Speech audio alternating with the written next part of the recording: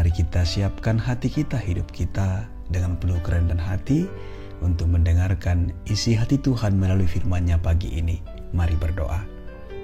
Kami butuh, kami merindukan suara hati Tuhan berbicara atas hidup kami, agar kehidupan kami dipenuhi dengan nilai-nilai Injil yang menjadi pedoman kepada kami dalam menjalani hidup ini. Bersabdalah ya Tuhan, kami telah siap.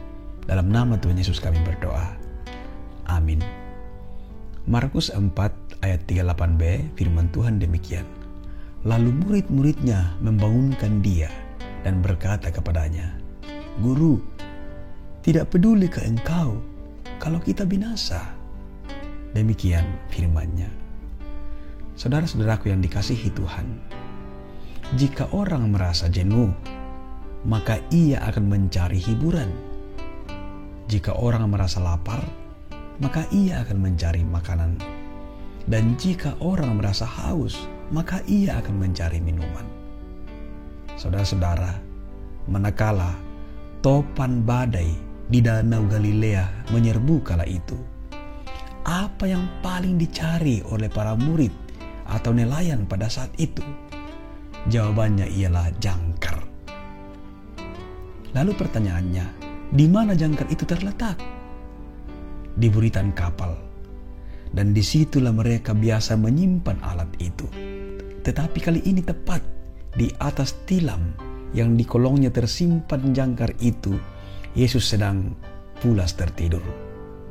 Bisa dipahami ketidakmengertian dan kejengkelan para murid atau nelayan pada saat itu, sampai terlontar ucapan, engkau tidak peduli.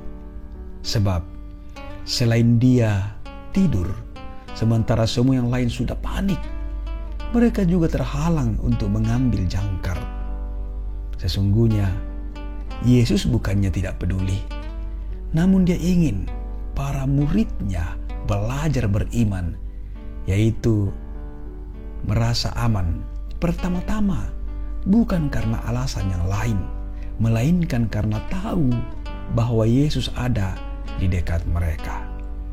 Saudara-saudara yang dikasihi Tuhan, tanpa disadari, perasaan aman kita sering bersumber dan bergantung pada benda-benda atau orang-orang tertentu, bergantung pada prestise dan kebanggaan-kebanggaan yang lain yang manusia miliki.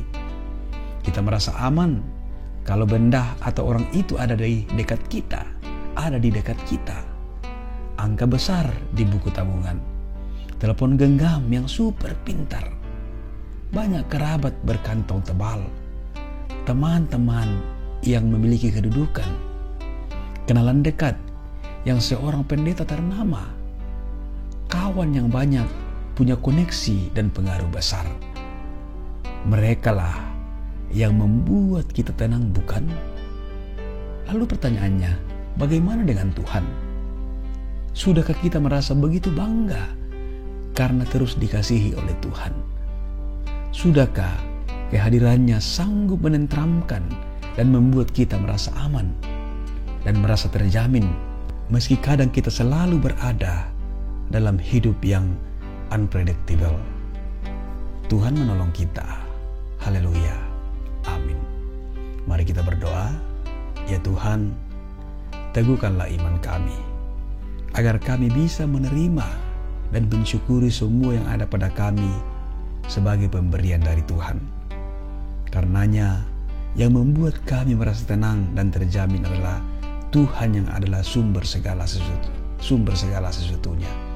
Teguhkanlah kami ya Tuhan, bahwa hal yang paling utama yang selalu kami harus cari dan rindukan adalah Tuhan sendiri, karena Engkaulah sumber ketenangan kami, bahkan sumber keselamatan kami.